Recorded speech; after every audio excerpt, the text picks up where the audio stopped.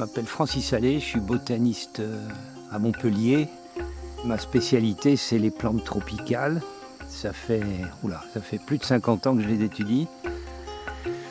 Voilà, je suis à mon aise dans les tropiques humides et c'est ça qui me convient, c'est ça mon métier.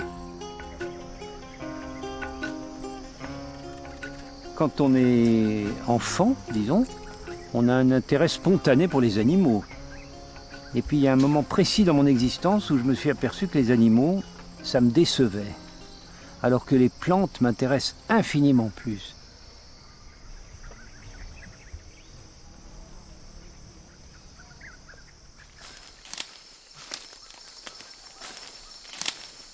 Je me suis rendu compte que les plantes avaient un intérêt beaucoup plus puissant, parce que je ne les comprenais pas.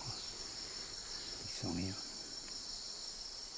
Un animal, je sais comment ça marche. Même si c'est un animal que je ne connais pas, je sais où est l'avant ou à l'arrière, je sais où est la bouche, où est l'anus, je sais comment il va se déplacer, je sais quelles vont être ses réactions si je lui fais peur. La plante, ce qui me fascine, c'est que je ne sais rien à son endroit.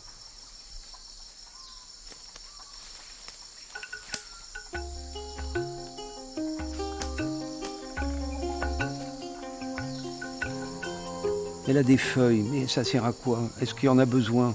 Je vois d'autres plantes à côté qui n'ont pas de feuilles et qui ont l'air de se porter tout aussi bien. Voilà, la plante, ce qui m'a attiré, c'est cette altérité fondamentale. Et à partir de ce moment-là, je suis devenu botaniste.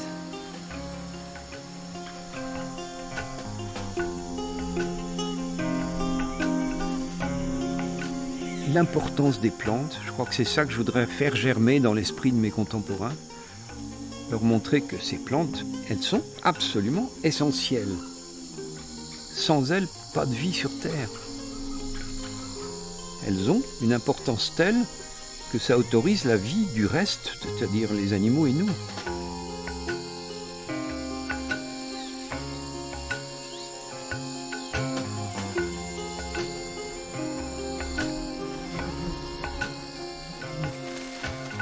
J'ai commencé en 1960 à étudier les forêts équatoriales.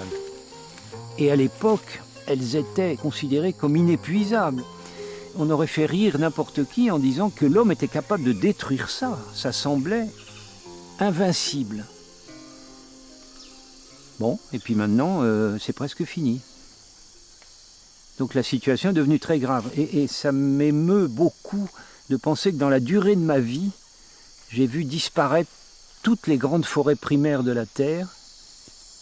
Je voudrais enfin qu'on montre au grand public que les forêts équatoriales, c'est pas l'enfer vert, c'est pas des endroits dangereux, c'est simplement des endroits qu'on connaît peu, qu'on connaît mal, qui sont pas faits pour nous. On y est toléré, on y est bien, mais c'est pas du tout fait pour nous, et c'est passionnant. Alors, peut-être qu'il n'est pas trop tard pour qu'il y ait enfin un intérêt collectif pour les forêts équatoriales,